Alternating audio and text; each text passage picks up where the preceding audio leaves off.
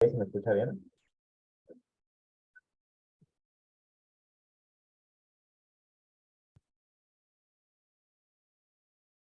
Y ya, perfecto. Entonces, iniciaría. Un segundito.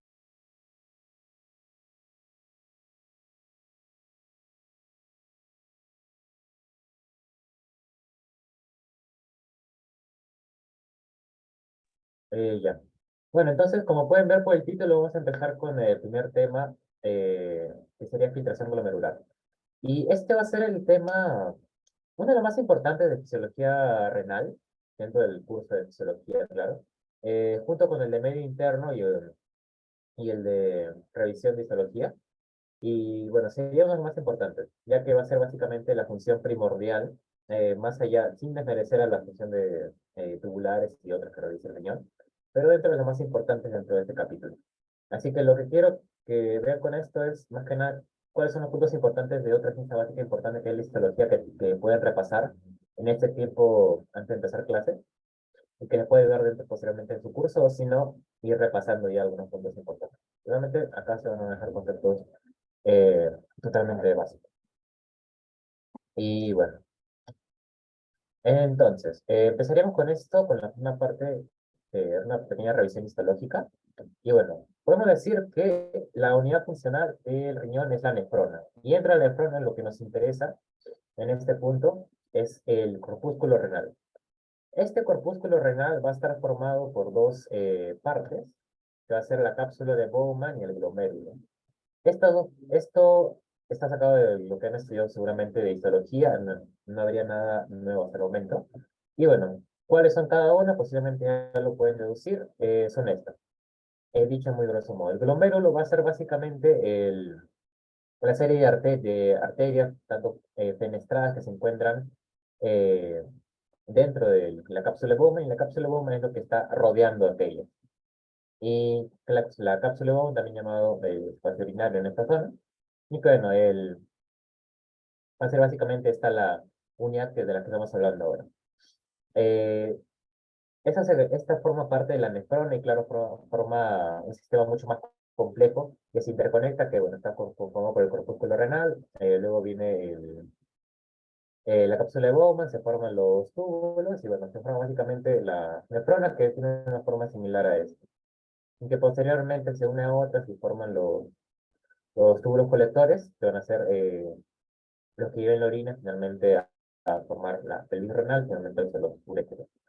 Y bueno, en sí, esa es la unidad funcional del riñón. Y que a partir de esto va a dar su función. ¿Dónde es cuando comienza todo? Es en el corpúsculo renal, exactamente acá. Los procesos posteriores que se dan dentro de los túbulos, que son más que nada secreción o absorción de sustancias, principalmente, van a ser posteriores. Y dentro como inicia todo, es a partir de acá, del corpúsculo renal. Y bueno, otra parte importante, muy importante que yo, que tiene esta estructura es la de la arteriola aferente y la arteriola eferente, que son, por su nombre puede indicar la A y la E. La aferente va a ser la que va a llegar con sangre arterial. Eh, Ese glomérulo se va a disipar por todas estas vías y finalmente va a retirarse por la eferente hacia otras estructuras. Y bueno, es de mencionar que ambas son arterias. Esto es un sistema eh, similar a un capilar, pero que no va a formar como un capilar, normalmente que es una arteria y luego una vena, sino que en este caso va a ser un capilar arterial, en vez de uno arteriovenoso. Y eso es un dato importante también que hay que recordar. Y bueno, dentro de lo siguiente entonces, tenemos al corpúsculo renal. Ya quizás por su clase de histología, que es la ciencia básica, quizás que más les puede dar entre fisiología, ya que sí se llegan a tocar varios conceptos de las funciones de las células. Más la parte teórica más que la práctica en realidad. Y bueno, vamos a recordar cómo es que la sangre se filtra. Todos sabemos que el riñón pasa sangre por él y la sangre de alguna forma va a limpiarse de todas sus toxinas, va a pasar a los túbulos y finalmente se van a expulsar. Ahora, todo ese proceso es regulado inicialmente a través de un filtro. Y ese filtro está determinado de manera histológica por lo siguiente. Van a ser por así decirlo, tres porciones, pero en realidad todo forma una misma parte, que sería la barrera de filtración. Acá tenemos una primera estructura que va a ser el capilar arteriolar, y esa conformación de la barrera de filtración se va a encontrar en lo que hemos visto anteriormente, que es en la conexión entre estos dos, entre los glomérulos y básicamente el contacto con el espacio urinario, que no lo van a hacer directamente, sino que van a encontrarse algunas pequeñas células que van a ser los podocitos, y esos podocitos van a extender, justamente como su nombre lo indica, como si fuesen pies, a extender pequeñas prolongaciones que van a permitir que existe, conforme esa barrera de filtración. Básicamente va a impedir que haya un contacto tan directo directamente con los capilares fenestrados, que poseen, o sea, como si fuesen huequitos, los capilares, y bueno, básicamente cuando se forman estos, va a permitir que exista ya un espacio por donde va a tener que pasar el flujo plasmático desde los capilares, y por el cual entonces va a existir una especie de filtro de agua. Y bueno, sería este espacio entonces. El primer punto tenemos el capilar arteriolar, ¿no? Posteriormente, la siguiente barrera va a ser el endotelio mismo, que va a estar fenestrado. Este término de fenestrado significa que básicamente es un capilar que todas sus paredes no están completas. O sea, que sus paredes tienen espacios donde no hay endotelio. Entonces, donde puede haber un flujo relativamente libre de líquido plasmático hacia el exterior. También dependiendo de las presiones, ¿no? Pero en esencia es eso. Entonces, acá ya tenemos un pequeño flujo libre. Ahora, la siguiente barrera que debe enfrentar el líquido va a ser la membrana basal. Y esta membrana basal va a ser una estructura que va a encontrarse entre tanto el endotelio como entre la siguiente porción de la barrera de filtración, que va a ser los pedicelios, que van a ser una porción mínima de los podocitos. Y bueno, estos podocitos van a formar estos pedicelios y se van a disponer de esta forma. Más o menos, acá tenemos a una célula voluntaria, forma unos pequeños brazos, y estos brazos van a formar unas extensiones. Pues después un borde en cepillos, muy similar. Y estos pequeños espacios que se forman acá, eso se llamaría pedicelo. Cada espacio entre cada pedicelo va a ser finalmente lo que vamos a llamar la hendidura filtración. Sería este espacio, que luego lo veremos más a detalle. Y bueno, cada uno de estos van a tener estructuras proteicas que van a permitir que exista una correcta filtración de la sangre y el líquido plasmático y de las moléculas que se encuentran en él. El endotelio fenestrado va a formar parte de una barrera más que nada de tamaño. O sea, las moléculas de gran tamaño no van a poder atravesar tan fácilmente estos espacios, ya que son de un tamaño reducido. Sin embargo, otras moléculas más pequeñas sí van a poder pasar, y para eso entonces que se requiere que exista una membrana basal que va a tener una característica que va a ser que estos van a tener una carga.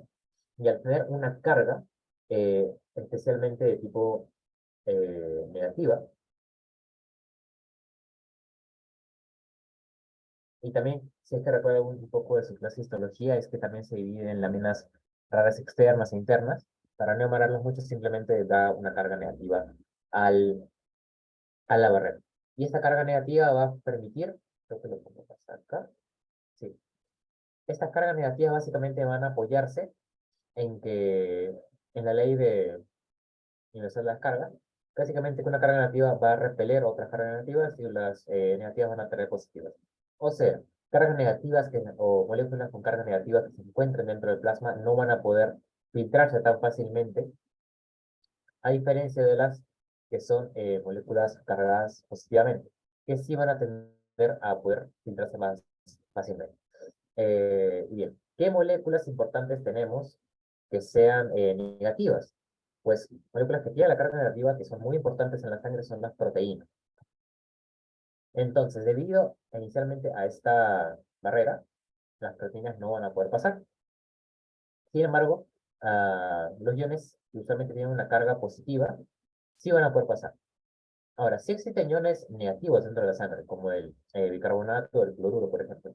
Sin embargo, en caso de ser iones y ser tan pequeños, porque son básicamente átomos, pero en cierto sentido el cloruro es básicamente un solo átomo, su carga no va a ser tanta como para que esta barrera la pueda afectar. Va a afectar a moléculas más grandes, como son las proteínas, y que por tanto ya hasta esas alturas no va a poder pasar muy libremente.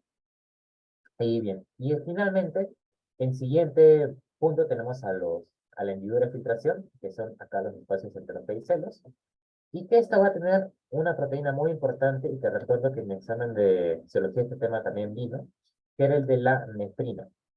Esta nefrina va a ser la proteína más importante, como mencioné, de la hendidura, y va a ser aquella que va a permitir el paso ya regulado de algunas proteínas y moléculas hacia es el espacio urinario, el espacio de Bowman, que sería esta, y finalmente todo lo que pase vaya a ser lo que posteriormente sería la orina, ¿no?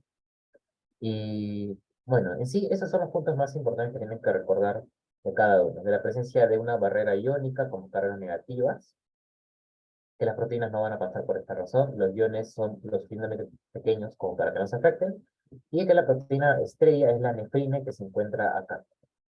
Otro dato más importante es que, bueno, más importante no, más curioso, por así decirlo, que la nefrina también forma parte de algunas patologías hereditarias. Por ejemplo, existe el síndrome nefrótico hereditario, que es cuando esta nefrina se altera. Básicamente esto no existe, entonces todo pasa libremente. Acá sí va a existir una barrera, pero ya que esta va a ser la nefrina, casi la más importante de todo este proceso, entonces todo va a pasar mucho más libremente y se generan eh, lesiones donde se pierden proteínas a cantidades industriales, básicamente el individuo fallece rápidamente por ello. Y bueno, era un dato por si quieren investigar más, o sea, en cada punto hay algo más que investigar. Entonces, nefrina, barrera iónica, pedicelos, más que nada, eso es lo que tienen que recordar. Entonces, este es el cómo se filtra la sangre.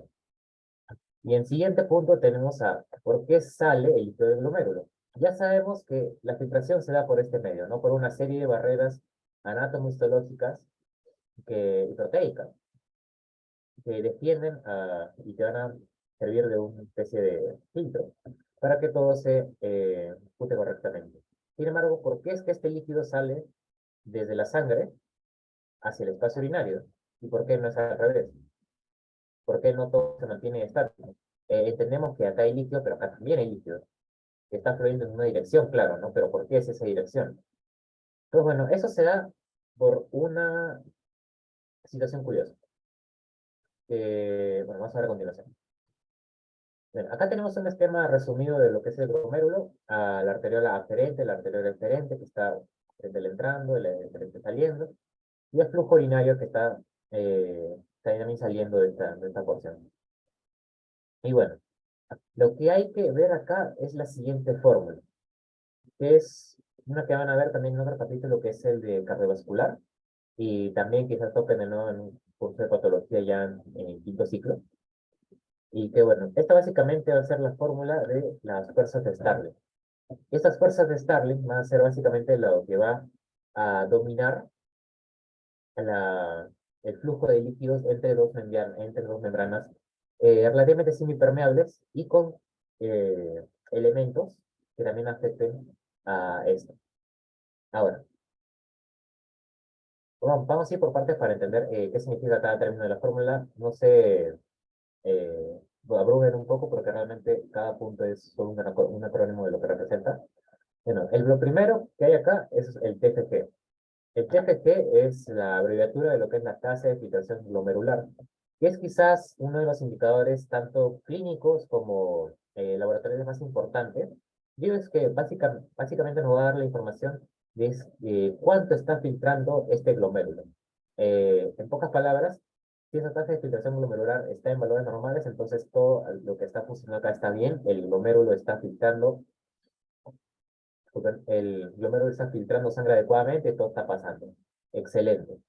Sin embargo, si se encuentra reducido, entonces por alguna razón esto no está funcionando bien, esto no se está filtrando y todo se está acumulando. Todo está pasando y no está pasando nada. No se está filtrando. Entonces va a reducirse el flujo urinario, básicamente es eso. Y eso es en general la fisiopatología también de básicamente gran parte de las enfermedades renales. Existe una alteración de la barrera de filtración y comienza a verse una acumulación de sustancias en el cuerpo. Entonces, esta TFG muy importante. Bien, el siguiente componente de la fórmula, vamos a dejarlo al final. Bien. PSG, que sería básicamente la presión de tipo hidrostática, capilar y glomerular. Por partes, es presión, o sea, es básicamente una fuerza. Eh, la hidrostática es generada por líquidos. Capilar glomerular es que proviene desde el capilar glomerular. Entonces, es una fuerza producida por el agua, dicho en simples palabras, que se origina desde el capilar glomerular. Entonces, esta presión hidrostática va a ser generada por el líquido, básicamente por el agua que se encuentra en esta zona recorriendo. Y el agua, como podemos saber, tiene la tendencia a distribuirse, a ser un líquido, hacia los espacios que lo contienen y hasta donde pueda. Entonces, al querer seguir por simple presión pasando, va a generar una presión positiva hacia afuera, y lo cual va a tender a que este líquido se libere hacia el espacio de Bowman, que sería esta medida. Entonces, esa es una primera fuerza importante. Entonces, sin embargo, no es la única. Será lo que serán los siguientes componentes de la fórmula. Y acá, ¿verdad? Está positivo. Creo que es una fuerza que está a favor de lo que es el movimiento en este punto. El movimiento, considerando la tasa de filtración glomerular como algo positivo, como un número positivo, sería lo que finalmente sale como flujo. Entonces, esto es una fuerza que está apoyando el movimiento del líquido y que, por tanto, va a ser positivo. El siguiente punto es el PCB, que sería la presión hidrostática, pero en este caso de la cápsula de Bowman.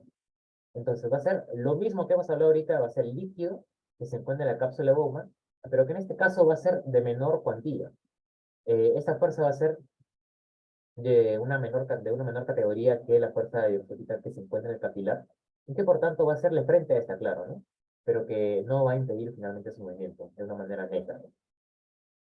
Y finalmente, el último componente va a ser la presión oncótica del capilar glomerular. La presión oncótica, para quienes quizás no han visto ese concepto, va a ser, en pocas palabras, la presión o la fuerza que va a ser generada por las proteínas.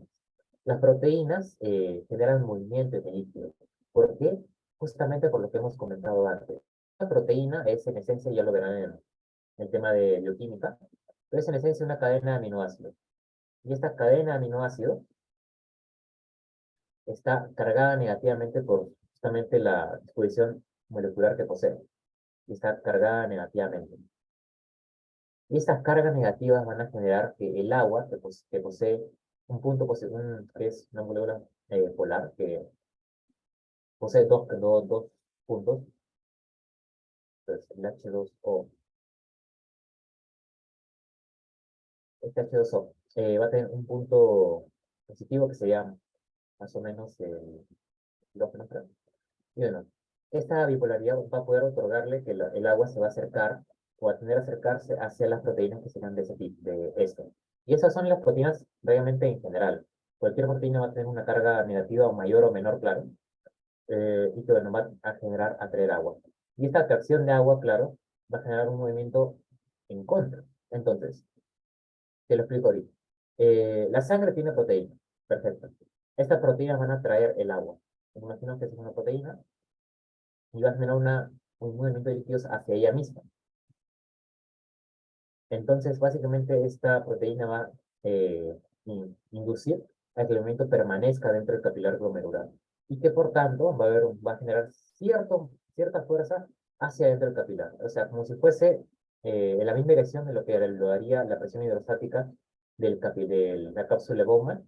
Más o menos de esa forma, también lo va a hacer esta presión oncótica dentro del capilar. Porque es una proteína que va a traer agua y te va a estar atrayendo dentro del capilar. Perfecto.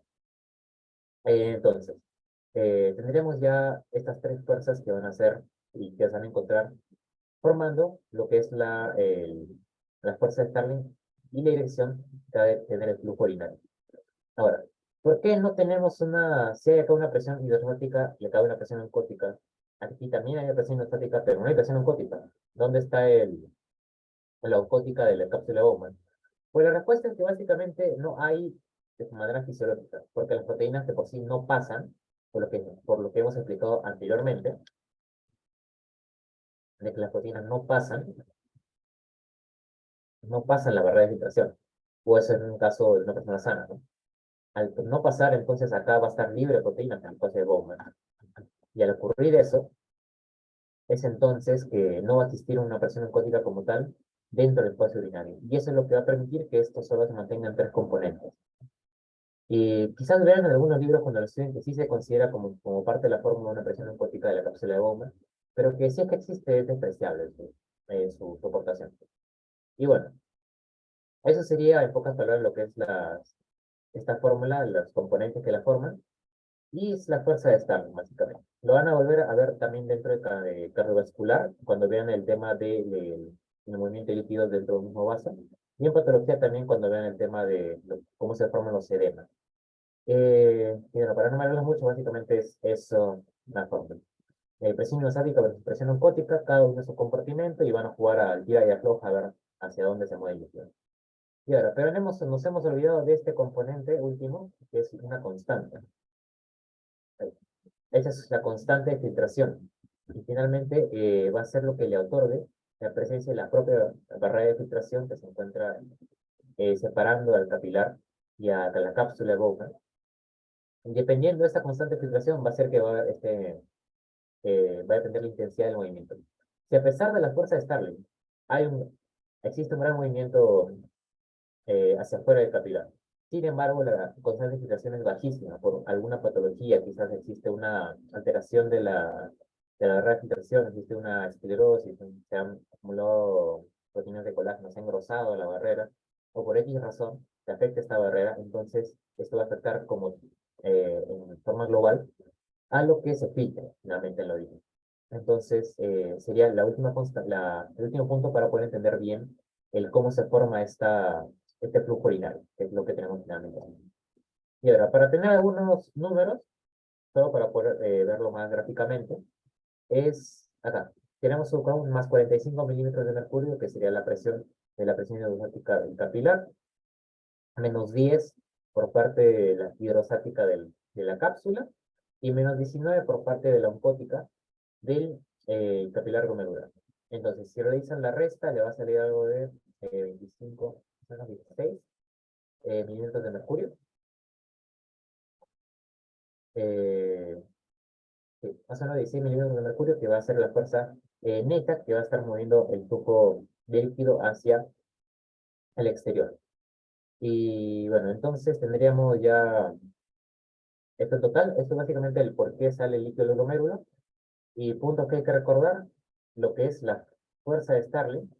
Esta formulita que es, pues lo van a ver durante toda la carrera de básica, básicamente, porque es algo que juega en cualquier momento donde existan líquidos y membranas. Y lo que es el concepto de la tasa de filtración glomerular. Esto lo van a ver tanto ahorita como en clínica, cuando rotan en hospital y cuando el doctor les pregunten, calcula la tasa de filtración glomerular, y eso lo vamos a hacer justo a continuación. Muy bonita la fórmula y todo, pero ¿cómo tú ves en un paciente? ¿Cómo le mides esto directamente? Y la respuesta es que sencillamente no es tan posible. Estas son medidas que se obtienen experimentalmente en condiciones de laboratorio. Sin embargo, para verlo en un paciente se realizan otras formas mucho más prácticas que se pueden hacer rápidamente para determinar este gatito, esta tasa de filtración glomerular. Esto lo vamos a ver rápidamente a continuación. Ya, y este es un último punto que me había pasado, que era los efectos dentro de esta filtración de algunas acciones sistémicas. Tenemos, por ejemplo, si es que se contrae la arteriola aferente. Que básicamente, ¿qué pasa si esta arteriola se reduce de calibre? No sé, digamos la mitad. Parecía aferente, ¿no? Esta aferente se reduce a la mitad de calibre y a la capilar glomerular. Lo que va a pasar va a ser entonces que va a reducirse en sí el flujo de sangre que hay acá. A pesar de que acá hay un gran calibre, va a estar pasando cierta cantidad de sangre y se reduce claramente la cantidad de sangre, va a reducirse y va a llegar menos sangre. Y que por tanto va a haber una reducción Al haber menos sangre, va a haber menos presión, porque va a haber menos líquido, y esta menor presión con menor líquido va a generar que haya un menor flujo urinario. Todo va, prácticamente. Sí. Entonces, contracción de la arteriola aferente, la arteriola aferente, la que llega, va a disminuir el flujo renal, como hemos visto, y va a disminuir entonces la tasa de filtración glomerular. Esto repetimos. Sí. Genera esos efectos. Pero, ¿qué pasa si es que constriño la arteriola eferente?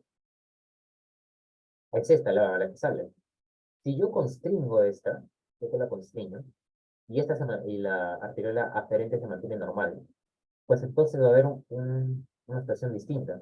La sangre va a tender a acumularse más dentro del cuerpo capilar glomerular, ya que va a ser el último paso que se encuentra antes de pasar a la eferente, que se encuentra ya totalmente constreñida. Entonces el líquido va a pasar por acá en menor medida y entonces la sangre se va a acumular en esta zona, el capilar glomerular.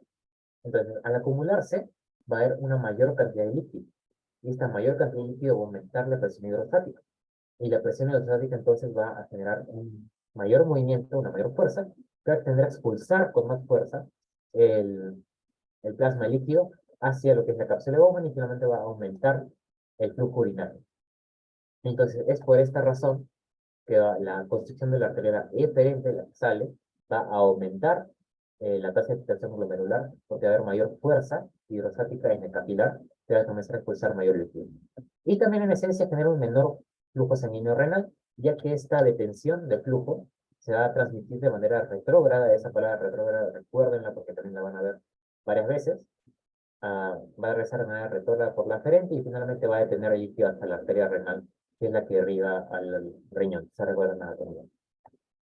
Y bien, lo siguiente ya son algunos cambios un poco más quisquillosos, que son el aumento de proteínas plasmáticas o la reducción de proteínas plasmáticas. El flujo renal en este caso no va a alterar, ya que el líquido no se va a ver tan alterado por lo que son las proteínas. Y, y bueno, sin embargo, la tasa de filtración glomerular sí se va a adaptar porque en este punto sí juega como presión oncótica. Entonces, cuando aumentan las proteínas plasmáticas, se va a reducir. ¿Por qué? Porque va a haber mayor presión oncótica. Mientras que si hay una menor cantidad de proteínas, acá va a haber una menor presión oncótica. ¿Y qué pasaría si existe mayor o menor presión oncótica? Pues acá lo tenemos en la formulita. Si este menos 19 aumenta con fuerza, o sea, se vuelve más negativo. Entonces va a comenzar a haber mayor resistencia que se sale el líquido hacia la cápsula de Bowman y por tanto va a haber un menor flujo de orina. Mientras que si se reduce, no sé, a 5, entonces va a haber una mayor facilidad, va a haber una mayor fuerza neta para que el líquido salga del conveniente. Y entonces eso es básicamente lo que ocurre. Y acá uno último que es la construcción del ureter, ya que mejor para no marearlos, no lo tocamos. Y finalmente este es el último punto que deben ver dentro del tema de filtración glomerular, que es el de cómo medimos la filtración glomerular. Todo muy bonito con la fórmula, lo experimental en la fisiología. Sin embargo, si la fisiología no se aplica clínicamente, su utilidad no es no es útil, básicamente. A todo dentro de la fisiología, para tratar de estudiarla mejor, tenemos que ver sus aplicaciones clínicas y fisiopatológicas que verán en el siguiente año, en el siguiente siglo, creo. Y todas las aplicaciones que tienen, porque va a ser lo que le da la razón de ser a la fisiología. Entonces, ¿cómo medimos esto? Entonces, para medirlo, lo más práctico que se encuentra de manera laboratorial es medir algo dentro de la sangre. Eh, la sangre básicamente va a ser un líquido, imagínalo como una piscina, donde todo está distribuido uniformemente. Entonces, tú tomas una muestra de sangre y tú puedes intuir que esa cantidad se encuentra en absolutamente todos los lados. Y ahora, eso va a pasar, esa sustancia o molécula va a tener también que estar filtrada por el propio glomérulo. Y al ser filtrada, va a pasar hacia la orina. Entonces, perfecto. Pasa una sustancia y si esa sustancia pasa, entonces la podemos medir y la comparamos con la sangre, con la concentración de sangre y tenemos nuestra tasa de filtración glomerular de alguna forma, con alguna fórmula. Sin embargo, esto varía. ¿Por qué? Porque el riñón no solo realiza esta filtración glomerular, como he dicho al inicio, sino que también hace otras funciones. Va a secretar sustancias hacia los túbulos, va a reabsorber las sustancias filtradas. Casi el 80%, no, sí, más del 80% de todo lo que se va a filtrar en el glomérulo va a ser absorbido en la primera porción del túbulo conterminal proximal. Y casi todo se va a absorber. Y las moléculas también, y posiblemente, y etcétera, etcétera. Entonces, eso va a hacer que varíen las concentraciones dentro del riñón y finalmente no se va a poder medir adecuadamente cómo es que pasa. Muy bien, entonces, lo ideal entonces sería tomar una sustancia que sea inerte para el riñón, que solo pase la barrera de filtración y que no se altere, que no sea trabajada por el riñón, que es un término que la doctora que les va a enseñar nefrología usa bastante. Y hacer no ser trabajada por el riñón, la concentración plasmática va a ser igual al urinario. Y bien, esto es lo que, como puede trabajarlo el riñón, va a ser básicamente a través de una reabsorción, de una secreción, síntesis, degradación, acumulación de esta sustancia o lo que sea en el tubo. Y bien, entonces, y con el pasar de los años, se fueron investigando distintas sustancias, y la más perfecta, por así decirlo, dentro de su función va a ser la inulina. La inulina va a ser una sustancia que va a pasar libremente por la barrera de filtración y que prácticamente no va a ser filtrada, que no va a ser trabajada por el riñón, que por tanto puede medirse libremente en orina. Entonces se puede medir la tasa de filtración glomerular a través de esta sustancia. Sin embargo, ¿dónde está la inulina? La inulina es un tipo de carbohidrato, es un tomado por carbono, hidrógeno, oxígeno. Un tipo de carbohidrato, una pentosa, un monómero, y que bueno, que es artificial. Y esa sustancia hay que inyectarla a la persona, esperar unos minutos a que se homogenice y finalmente medirla. Y muy bonito todo, pero que no, a un paciente es mucho más rápido simplemente medirle algo que ponerle algo y luego medirlo nuevamente o sea, está bien, pero para una situación clínica real no es tan eficiente. Esto, la inulina sí se tiende a usar en algunos estudios clínicos, incluso en estudios experimentales ya muy específicos se usan otras sustancias, como por ejemplo un yodo radiactivo, etcétera, etcétera, etcétera. Ya no son otras cosas, pero en esencia se usan otras cosas en ambientes laboratoriales. Y la inulina también tiende a eso. Entonces, realmente nos quedamos con la pregunta, eh, ¿qué puede ser algo que miramos en la sangre que previamente no se ha trabajado por el riñón, que podamos medir y que no sea un sinónimo de la función renal? Entonces, lo más, lo mejor que se ha encontrado hasta ahora, y que probablemente sea lo que es la creatinina. La creatinina va a utilizarse como base para poder medir la tasa de filtración glomerular. Este va a ser una molécula que va a derivar de la creatina. Creo que lo venden como suplemento a veces para hacer ejercicio, no sé. Y bueno, esa creatina fisiológicamente va a estar dentro de los músculos, va a estar dentro de los músculos y va a servir como componente energético según instancia una vez acabada la glucosa que se encuentre en el citoplasma. Esta creatina fosfato va a servir como fuente energética en el músculo y va a ser sintetizada también por esto.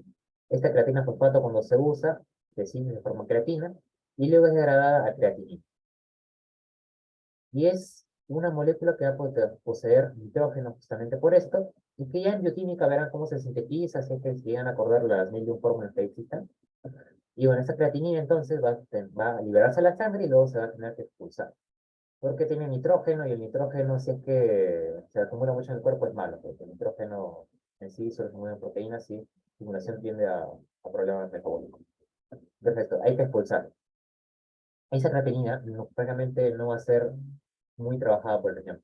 Eh, sí tiende a sobreestimar un poco la tasa de filtración glomerular, pero es lo suficientemente poco como para decir que es una molécula adecuada para este trabajo. Entonces, la creatinina se utiliza como mejor marcador de la tasa de filtración glomerular. Entonces, nosotros vamos a medir en sangre la cantidad de creatinina que posea el paciente y en base a la cantidad que tenga, y a una producción estable, ya que en el caso de la creatinina vamos a esperar que la producción se mantenga homogénea a lo largo del tiempo y que por eso vamos a poder tener una base de cómo debería ser eh, su concentración en el tiempo.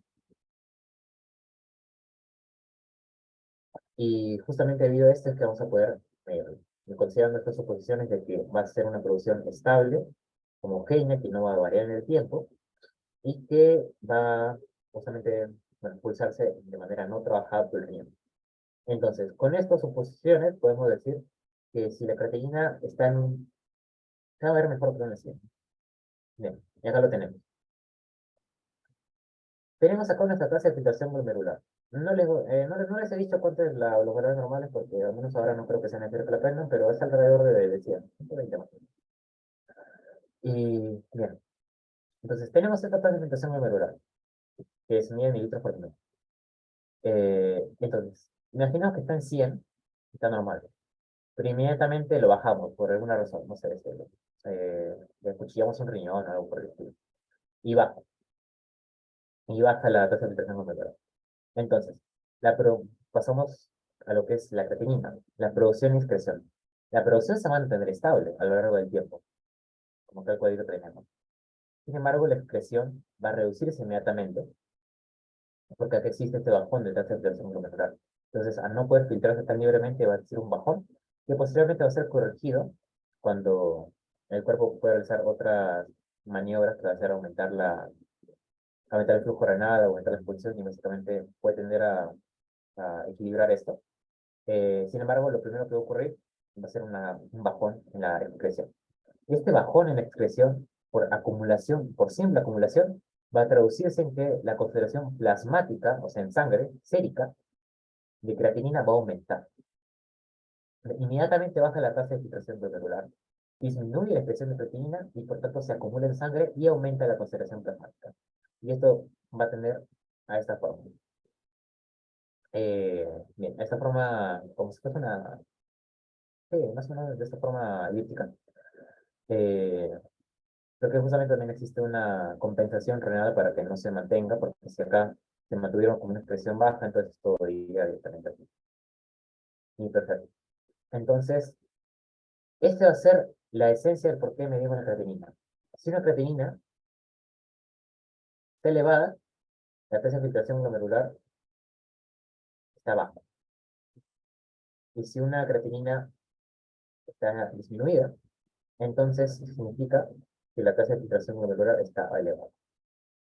En esencia, casi siempre vemos esto, una creatinina que se eleva y que por tanto la filtración está afectada. En pacientes que poseen nefropatía por alguna razón. Ya cuando estudien todo el tema de renal de este punto van a poder verlo. Pero en esencia, esto es lo que se busca. Y a cómo se interpreta la creatinina con una fórmula específica para generar esto, eso ya es otro tema y que eso, la verdad, hasta los doctores usan fórmulas en internet que generan a partir de la creatinina los valores de peso, talla y sexo del paciente. Con todos estos datos lo meten en una máquina como si fuese una función y genera la técnica.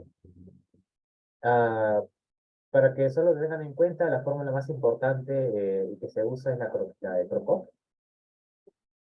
Es la fórmula de Prokop, sí, la que se usa usualmente. Sin embargo, también hay otra más simple que no sé qué tanto se utiliza, pero al menos yo en hospitales sí lo uso bastante, que es la fórmula de ZDX. Y esta fórmula de ZDX simplemente va a usar la CREA más, más la edad, más el sexo. Y va a ser mucho más sencillo de usar porque es más fácil medir cuántos años tienes y qué se puede, para poder sacarle finalmente la TFG. Porque ir preguntándole peso, talla es más... No, también se puede, ¿no? Pero es más complicado. Y bueno, entonces con esta fórmula sale la TFG y entonces se entiende que la creatinina va a ser un sinónimo casi de lo que es que debido a las razones como se explicaba acá, porque se acumula cuando hay falla en la filtración. Entonces, Esto es en esencia lo que es el tema de filtración glomerular. Hay otros puntos quizás más en detalle que se podrían tocar, pero como introductorio me parece que es lo que en esencia deben saber. Esos tres puntos.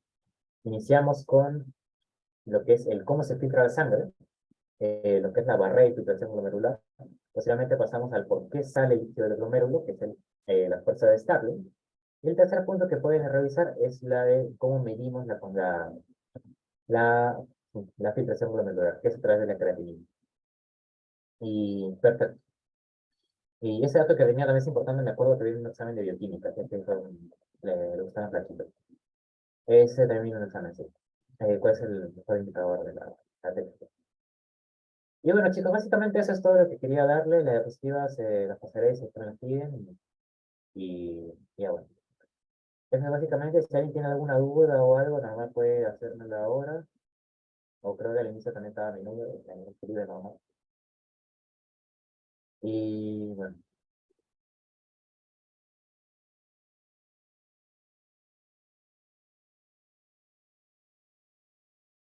ya. Entiendo que no hay ninguna duda. Perfecto, chicos, gracias por su atención. Nos, supongo que es la última ponencia de la noche porque es tardecito. Y bueno, mucha suerte en sus clases. Y con esto sería la última ponencia de la identidad de fisiología. Y les agradecemos a todos por su participación. Muchas gracias. Hasta luego.